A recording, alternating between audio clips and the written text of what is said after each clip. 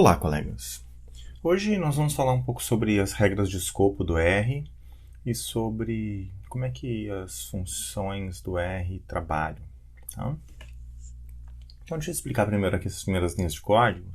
Então, o que nós temos aqui? A gente tem essa função aqui, que é uma função para a gente setar a semente de números aleatórios. Sempre quando a gente vai fazer uma... sempre quando a gente vai fazer alguma função que usa um gerador de números aleatórios, cada vez que a gente roda essa função, pelo fato dela gerar números aleatórios, o resultado vai ser diferente, né? Em cada uma das vezes. Então, para que eu consiga rodar aqui a função e vocês rodem em casa a função de vocês e elas, para a gente conseguir ter certeza que a gente vai obter o mesmo resultado cada vez que a gente rodar, então a gente seta a semente antes. Então é só para isso que tem isso aqui, tá bom? Então vamos dar uma olhada aqui o que é essa linha 6. Nessa linha 6, a gente está gerando um vetor x com essa função chamada rnorm. Essa função ela é uma função que gera números aleatórios, normalmente distribuídos, de tamanho n, no caso aqui é 100, né, que a gente está colocando como argumento a função, com média 0 do zero padrão 1. Esse é o default da função, claro que a gente pode mudar a média do zero padrão. Então vamos lá, a gente está criando um vetor x de tamanho 100, de média de números normalmente distribuídos, de média 0 do zero padrão 1, e a gente está criando o vetor e, que também é um vetor numérico de tamanho 100, também igualmente de média 0, entretanto de desvio padrão 2. E agora a gente vai criar esse vetor y, que ele é um vetor em função de x. E agora a gente vai aplicar essa função lm. Essa função lm ela é um modelo linear. Então eu estou usando essa notaçãozinha aqui, ó, que é a notação do cifrão, que significa que eu vou fazer um modelo linear de y em função de x. Então rodei e está lá, ó, fórmula y em função de x, e aqui o resultado do meu modelo linear. Então vamos dar uma olhadinha no que é esse lm. Quando eu chamo só lm, esse lm ele é uma função, aí ele vem aqui o código da função. Então está aqui lm, é uma função, aí quais são os argumentos da função, e aí vem o código interno da função. Tá bom?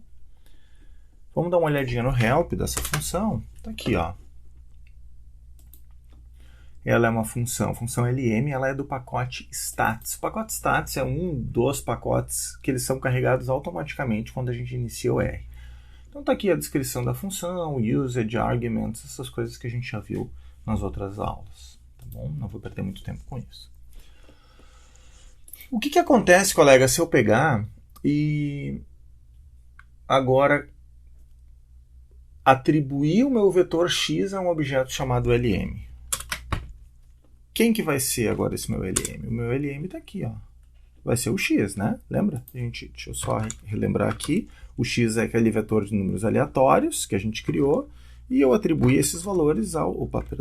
Eu atribuí esses valores ao lm. Então está aqui. Então agora, por que quando eu chamei lm ele não chamou a função do pacote stats? Por que ele chamou o meu objeto? Porque eu criei um objeto com esse nome. Então o que vai acontecer agora se eu rodar a linha 16? Ou seja, se eu quiser novamente rodar aquela função. Será que ele vai rodar? Ou será que eu subscrevi a minha função modelo linear por um objeto? Vamos ver. Aqui, ó. Não, ele funcionou perfeitamente. Como eu tinha acontecido antes. Call, lm, fórmula, os coeficientes. Por que isso aconteceu? Por que quando eu escrevo lm, ao invés dele chamar a função, ele chama o objeto que está aqui no meu ambiente global? E por que quando eu coloco lm, abre parênteses, ele roda a função? Porque quando a gente chama qualquer coisa no R, um objeto, uma função, o que for, o primeiro lugar que ele olha, a não ser que a gente direcione ele, obviamente, né? Mas o primeiro lugar que ele olha é para o ambiente global. Então, se eu simplesmente chamar lm, eu tenho aqui, ó, um lm no meu ambiente global, que é um objeto. Se eu simplesmente chamar lm, o primeiro lugar que ele vai procurar um lm é aqui no ambiente global. Se ele achou, beleza, ele vai me trazer esse lm. Agora, por que quando eu coloco lmx em função de, y em função de x, o que ele faz é rodar a função? Porque essa notação aqui, abre parênteses, y em função de... Isso aqui é uma notação de função. Então, se eu criar o lm, ele vai procurar primeiro uma função lm aqui. Se ele não encontrar essa função lm, o que ele vai fazer? Vai passar para o segundo ambiente. Se ele não encontrar no segundo ambiente, ele vai passar para o terceiro. Se ele não encontrar no terceiro, ele vai passar para o quarto e assim por diante. Mas o que são esses ambientes? A estrutura do R, o R ele tem diversos ambientes encapsulados, que tu consegue jogar coisas para dentro dele e buscar coisas de dentro desses ambientes. Se eu pegar e listar o que tem no meu R, usar essa função ls, eu vou listar o meu ambiente global. Então tá aqui, ó. No meu ambiente global, eu tenho o objeto E, o objeto LM, o objeto X e o objeto Y. Mas esse não é o meu único ambiente. Eu posso olhar o que eu tenho no meu segundo ambiente. Meu segundo ambiente eu tenho isso aqui. Debug source, neat with parameters, register, shiny, debug hook. Eu posso olhar o que eu tenho no meu terceiro ambiente. Tem todas essas coisas aqui no meu terceiro ambiente. Eu posso olhar o que eu tenho no meu quarto ambiente. E assim por diante. Como é que eu sei quantos ambientes eu tenho? Eu uso a função search. A função search, ele me diz quantos ambientes eu tenho no R rodando nesse momento. Isso é variável, viu? Dependendo, porque cada pacote que a gente usa, ele é um ambiente. Então, se eu chamar um pacote aqui, depois eu vou mostrar para vocês, eu vou carregar um novo ambiente. Então, tá aqui, o primeiro ambiente é o Global Environment, que é o ambiente global. O segundo são os tools do RStudio. O terceiro, ó, é o Package Stats. Então, aonde que está o meu LM? Meu LM está aqui. O objeto LM está no ambiente global. Então, a primeira coisa que ele vai buscar. Agora, aonde que está a minha função LM? Ela está nesse ambiente aqui, no Package Stats. Então, se eu mando ele procurar uma função com o nome de LM, ele vai procurar aqui. Ele não encontrou, ele vai vir para cá. Ele não encontrou, ele vai vir para cá. Aí ele encontra. Nesse caso, nesse exemplo aqui. Tá bom? Então, vamos fazer uma coisa diferente agora. Vamos criar uma função. Eu ainda não expliquei para vocês como é que se cria função, mas acreditem em mim, é assim. Depois a gente vai, logo em seguida, a gente vai ver como é que se cria funções, tá? Se não, nesse vídeo, no próximo. Nesse vídeo a gente vai ver como é que vai criar. Mas vamos lá. Eu vou criar uma função e eu vou dar o nome dessa função de LM. Então tá aqui. Uma função de x, só para explicar para vocês aqui, a função que cria as funções se chama function. Aí dentro dos parênteses eu coloco qual é o argumento da função. E depois eu coloco o código da função. Então o que essa função faz? Ela precisa de um argumento chamado x, e o que ela faz é pegar esse x e multiplicar por x. Tá? Então ela é uma função de levar ao quadrado, basicamente. E eu vou chamar essa função de LM. Então tá aqui, ó. Gerei. Quem que é meu LM agora? É essa função. Então se eu pegar e escrever LM de 2, 4, ele levou ao quadrado. LM de 4, 16. Ele está fazendo isso. Ele está pegando o valor o que eu botei como argumento e multiplicando por ele mesmo. Tá? Levando ao quadrado, no caso. O que vai acontecer se eu colocar o seguinte? LM de y em função de x. Ele vai dar erro. Por quê? Em primeiro lugar, porque eu não tenho nenhum y aqui. Então não faz sentido. Então quer dizer que agora sim eu sobrescrevi. Por que ele não está rodando a função aqui, essa função aqui do meu stats? Né? Se eu fizer LM de x aqui, ó, ele vai multiplicar cada valor do meu vetor x. Né? Então vamos dar uma olhada aqui de novo, né? No meu search. Está lá, o primeiro ambiente é o ambiente global. Onde é que está a minha função LM? Ela está no ambiente global. Então quando eu mandar ele rodar LM, a primeira coisa que ele vai encontrar ela logo aqui e vai rodar essa função. A função que eu quero rodar, no caso, na linha 20 é a função que está lá dentro do pacote stats. Aí eu tenho que dizer para o R aonde é que está aquilo que eu quero. Eu tenho que direcionar ele àquele ambiente lá, que é o ambiente, nesse caso, stats. E aí uma forma da gente fazer isso a gente já viu algumas vezes, é essa anotaçãozinha aqui, ó, 2 pontos, 2 pontos. Então eu quero pegar a função LM que está nesse ambiente aqui, não no meu ambiente global. E aí se eu chamar, aí ele vai me chamar aquela função lá, ó, que foi como a gente fez antes. E se eu quiser rodar essa linha aqui, aí eu coloco stats, 2 pontos, 2 pontos, LM, e aí sim, aí ele vai lá e vai conseguir rodar o x em função do y. Certo? Isso é muito importante a gente entender, colegas, porque para a gente conseguir criar funções, é que nem um objeto. Lembra que a gente falou de listas? Que quando a gente acessa listas, a gente acessa com 2 colchetes? Porque a lista ela tem 2 ambientes. Eu tenho um ambiente dentro de um ambiente. Então eu tenho um ambiente que é a lista, e aí dentro da primeira posição, eu tenho, por exemplo, um vetor inteiro. Então aquilo ali é um segundo ambiente que eu estou entrando. Então, dentro do meu ambiente global, eu tenho vários objetos. Cada um desses objetos é um ambiente. Então, o meu objeto E, na primeira posição dele, eu tenho o valor aqui, ó, menos 0,1011. Tá? E eu tenho supra-ambientes, né, que são os meus pacotes, em última instância. E assim como eu tenho aqui um ambiente que é um objeto, quando eu crio uma função, ela também, as coisas rodam simplesmente dentro da função. Certo? Vamos dar uma olhada aqui, ó, nesse dataset aqui, que é o cars. A gente já viu ele algumas vezes, né? Então tá aqui. Quem que é o cars? Então, eu tenho 2 colunas nesse meu dataset cars. Eu tenho a speed e a coluna dist. Se eu pegar e colocar o seguinte, ó, eu posso acessar qualquer uma delas, como a gente já viu, né? Aliás, eu estou chamando ele de dt, né? Então eu ponho dt, cifrão, speed. Aí ele vai vir a coluna speed. Ou dt, cifrão, dist. Aí ele vai vir a coluna dist. Né? Agora, se eu só escrever dist, ele vai vir uma função aqui que eu nem sabia que existia. É a função de distância euclidiana, aparentemente. E se eu colocar aqui a outra, né, que é... Qual que é a outra coluna? Speed. Se eu colocar aqui speed, ele vai dar um erro, porque não existe esse objeto. Então, quando eu coloquei lá dist, ele encontrou uma função, sei lá eu em qual ambiente, que eu tenho essa função dist. O speed eu não tenho. Então, ele procurou no ambiente global, daí ele procurou no segundo, procurou no terceiro, ele foi até todos os ambientes que ele tem aberto aqui e não encontrou.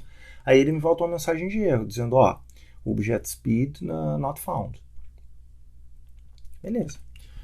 Existe uma funçãozinha que a gente chama de attach. Quando eu faço o attach, o que ele faz é pegar os vetores que estão dentro de um data frame, que no caso eu estou passando aqui, eu fiz o attach do dt, e aí ele coloca esses caras num outro ambiente. Ó.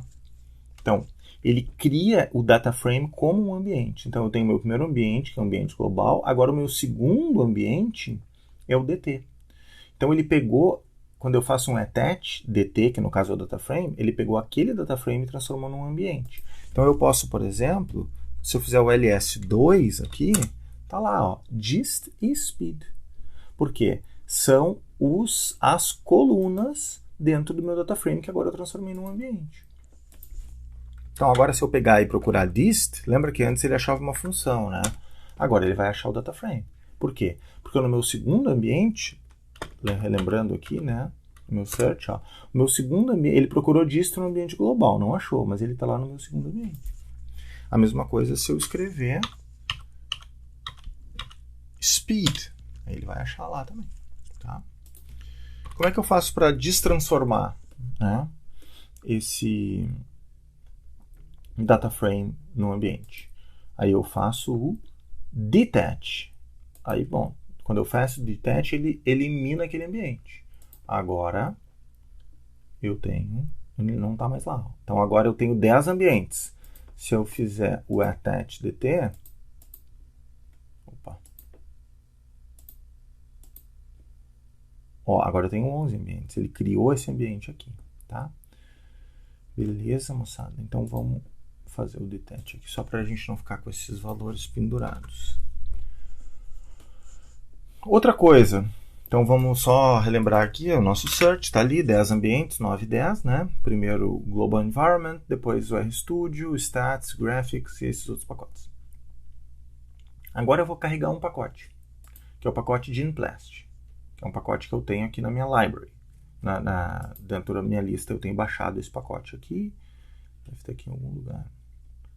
FG, tá aqui, ó, Genplast, tá? Então esse pacote eu tenho aqui, mas ele não está carregado, como vocês podem ver. Então eu vou lá e vou rodar. Genplast, ó, agora deu um checkzinho aqui porque eu carreguei ele. Agora eu vou dar um search para ver quais são os meus ambientes. Ó, antes eu tinha aqui 10 ambientes, agora eu vou dar um search. Tá lá, ó. Agora eu tenho 11 ambientes. Por quê? Porque o ambiente global ele sempre vai ser o primeiro ambiente, mas o segundo ambiente é quem? Package Genplast. Então eu carreguei o pacote Genplast aqui. Então quando eu quiser chamar uma função do Genplast, eu só chamo essa função, ele vai encontrá-la aqui no meu segundo ambiente. Tá bom? Isso é importante para a gente entender como é que as funções trabalham, tá? Que elas são basicamente ambientes encapsulados. Isso também é bastante útil para a gente entender como é que os pacotes funcionam. Tá bom, moçada? Então vamos dar uma olhadinha aqui nas funções agora. Vamos ver como é que a gente faz funções em R. Em primeiro lugar, colegas, as funções elas necessitam de argumentos. Então vamos criar aqui o nosso vetor x, que vai de 1 a 10, e agora eu vou somar esse vetor x. Então aqui, quem que é o soma? Ó, os argumentos do soma. Eu tenho 3 pontinhos aqui, depois eu tenho uma outra que se chama NaRM, que significa NaRemove. A gente já explicou isso em umas aulas anteriores, né? Porque quando eu quero somar um vetor, se eu tenho o valor Na lá naquele vetor, ele não vai somar, a não ser que eu coloque NaRemove equal true, tá bom? Mas o que eu quero chamar para a atenção de vocês aqui é o seguinte, ó, esses 3 pontinhos. O que significa esses 3 pontinhos? Significa que eu não sei quantos argumentos eu posso ter aqui. Por quê? Porque eu posso somar 1 e 1, é 2. Mas eu também posso somar o 1 e 1, é 3. Eu posso somar 1, 5, 6, 12 e 98. Ou seja, eu posso colocar infinitos, virtualmente, né? Claro que tem um limite, mas eu posso colocar virtualmente infinitos valores como primeiros argumentos. Certo? Vamos modificar aqui o nosso x. Então, o nosso x está aqui, né? Lembrem-se, de novo, só para olhar os argumentos de x aqui, ó, que o NaRemove equal false. Então, eu tenho um argumento default aqui. Esses aqui eu não tenho. Então, pelo menos um eu preciso colocar, ou 2, né? Nesse caso aqui, deixa eu ver uma coisa aqui. Ó, sum 1. Ele soma um só, né? Então, eu posso colocar só um. Mas, de novo, esse cara aqui, ele já vem como default, tá? Vamos modificar aqui o nosso x. Agora o nosso x, está aqui o nosso x, né? Ele é um vetor de 1 a 10, agora a gente vai pegar esse x aqui e vai acrescentar um Na. Então está aqui. Quem que é o nosso x agora? Nosso x é de 1 a 10 mais o Na. O que acontece se eu somar o meu x? Ele vai colocar Na. Por quê? A gente já falou isso, mas não custa relembrar. O que é o Na? O Na significa non-available. Significa que esse vetor ele tem 11 posições. E eu sei o valor de 10 delas. Ele tem uma posição que eu não sei o valor. Mas essa posição ela existe, eu só não sei o valor. Isso aqui é feito para dado faltante. Isso é muito útil para a estatística. Tá? Porque é muito comum quando a gente vai coletar dados, a gente ter dados faltantes. Então, o que eu tenho aqui? Eu verifico quem que são os meus valores, mas eu não consigo somar porque tem um valor que está faltando. Aí eu tenho que mudar meu argumento. Eu coloco meu x, NaRemove equal true. Beleza. Aí ele vai somar 55. Por quê? Porque ele desconsiderou esse meu Na. Tá? Os argumentos de uma função, colegas, eles podem ser reconhecidos por ordem ou por nome. Então, nesse caso aqui, ó, não vai funcionar, né? Ele vai colocar NA. Por que ele colocou NA? Porque esse T aqui, como eu tenho infinitos argumentos possíveis de ser colocados para somar, quando eu coloco esse T, o que ele vai fazer? Ele vai transformar esse T aqui em 1. Porque ele vai entender que isso aqui é um vetor de lógico, e aí ele vai converter esse vetor de lógico em um vetor numérico para poder somar com o meu outro vetor numérico. Então, aqui nesse caso, eu preciso dizer a ordem que eu estou usando. Então, eu coloco sum, NA remove equal true x. Aí sim, ele vai vir lá 55. Tá bom? Então, agora vamos ver como é que a gente faz funções. Tá, colegas? Então, a função, o jeito de construir função, assim, ele é bem simples, né? O mais difícil é sempre a gente pensar a função que a gente quer fazer. Mas construí-la, obviamente, é bastante simples. Então, eu tenho aqui uma função, aí aqui eu vou colocar os argumentos dessa função, e aqui eu vou dizer o que ela faz. Basicamente, função é isso. Então, a função que constrói funções é uma função também. E essa função se chama function. Então, eu coloco function, abre parênteses. Dentro dos parênteses, eu coloco qual é o argumento dessa função, fecho parênteses. E aí eu descrevo o código da função propriamente dito, ou seja, parênteses não, abre chaves, né? Aí eu digo o que essa função vai fazer. Vamos exemplificar aqui para ficar mais fácil. Então eu estou criando uma função, estou atribuindo essa função aqui estou dando um nome para ela que é f. Então eu estou dizendo que f vai receber essa função. Então essa função vai se chamar função f. E aqui, ó, ela não tem argumento. E o que ela faz é colocar o número 12, certo? Então, se eu colocar aqui f, abre e fecha parênteses, ele vai imprimir o 12, porque é a única coisa que essa função faz. Tá? Então, agora o que a gente vai fazer? A gente vai fazer uma outra função, e essa outra função ela requer argumento, né? Então, esse argumento está aqui, ó, é o argumento x, a função f1. Então, ó, eu digo que essa função ela vai receber um argumento x e ela vai imprimir bool, independente de qualquer coisa. Só que ela precisa de um argumento. Vamos dar uma olhada então agora na função f1. Ó. f1, se eu fizer f1 de nada, ele vai colocar bool. Se eu fizer f1 de 2, ele vai colocar bool.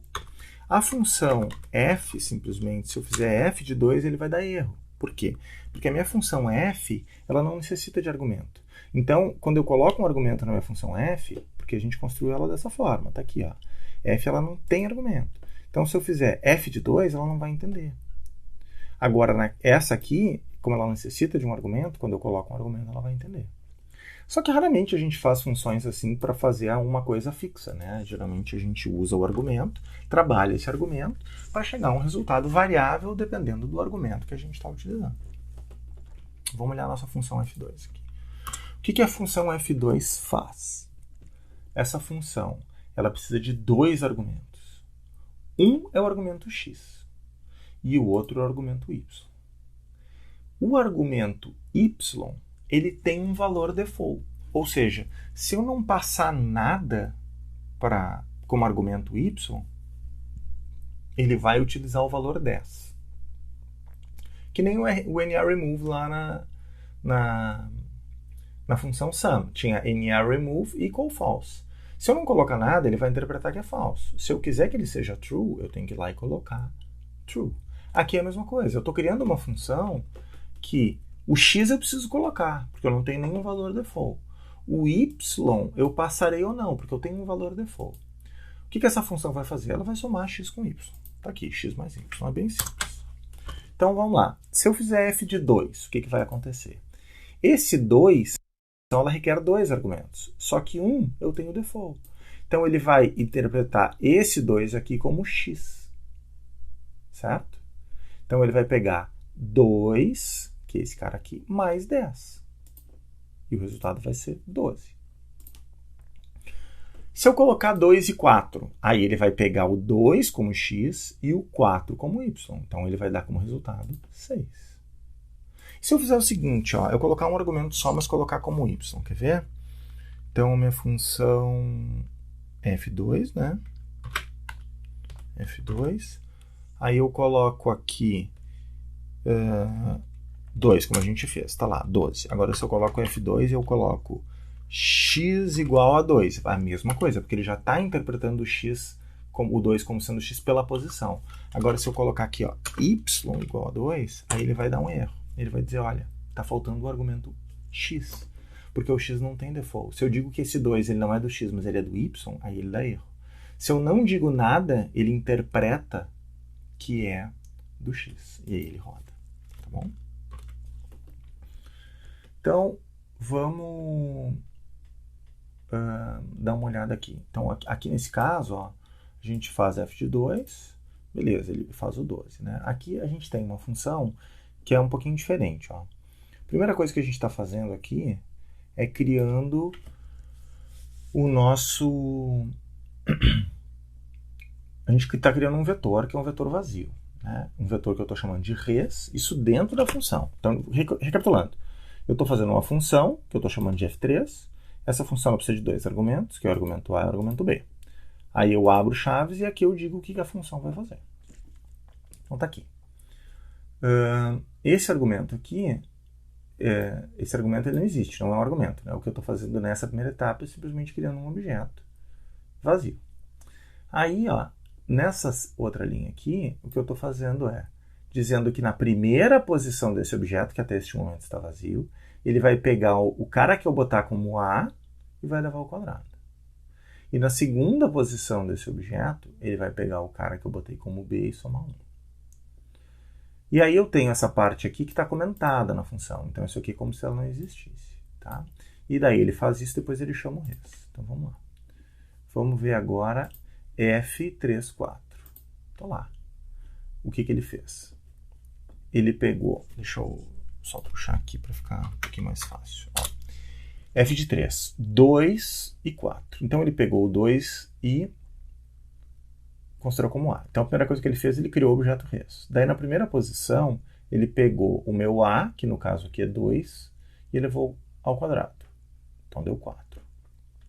Na segunda posição, ele pegou o meu objeto B, que no caso é 4, e somou 1, que dá 5. 4 e 5. Agora, o que acontece, colegas, se, por exemplo, eu vou comentar aqui, tá? Eu tirei o res. Agora eu vou rodar minha função de novo. Ele rodou, só que ele não apareceu nada. Por que ele não apareceu nada? Por que ele não imprimiu nada? Porque a minha função não está mandando imprimir. Minha função está mandando criar um objeto, botar um valor na primeira posição e um valor na segunda.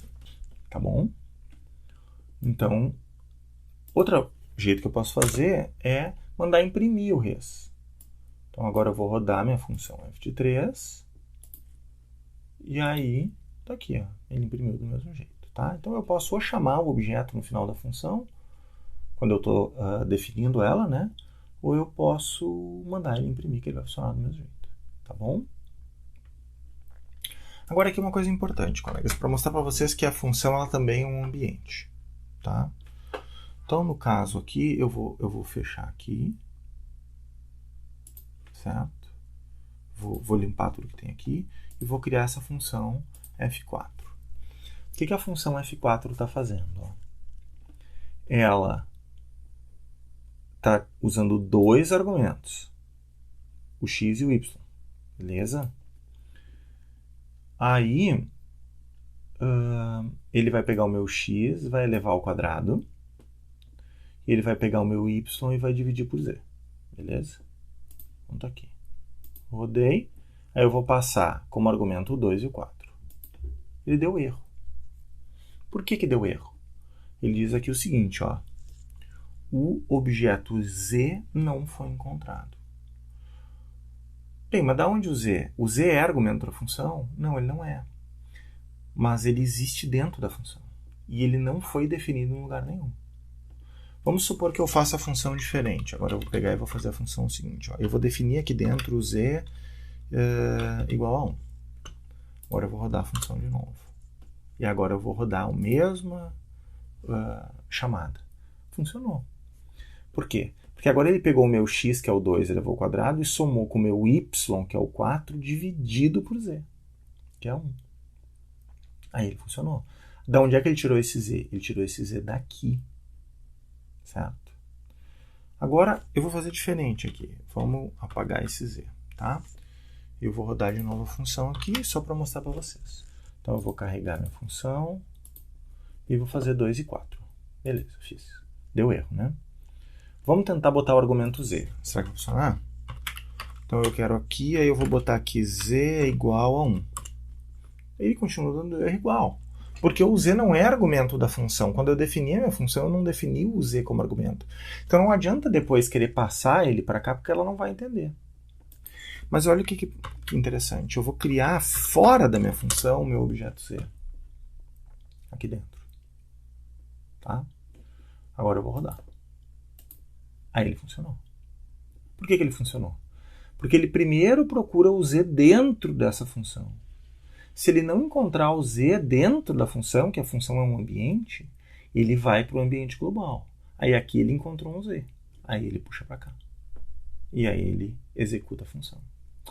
Agora quer ver? Ó, eu vou criar um outro z aqui. Eu vou criar um z e vai receber o 2. Eu vou rodar a função. Eu vou rodar aqui de novo. Agora ele deu 6. Por quê? Porque agora ele usou este z aqui. Porque primeiro ele vai procurar no ambiente interno da função, que é onde está rodando. Nesse caso, como tem um ambiente interno, aí ele não vai buscar lá. Agora, de novo, se eu comento essa parte aqui, aí ele vai buscar esse z externo aqui. Porque é assim que o R funciona. Tá bom? Então vamos ficar por aqui agora. Depois, no próximo vídeo, eu explico um pouquinho melhor funções e a gente trabalha umas funções um pouquinho mais sofisticadas. Tá bom, gente? Obrigado e até mais.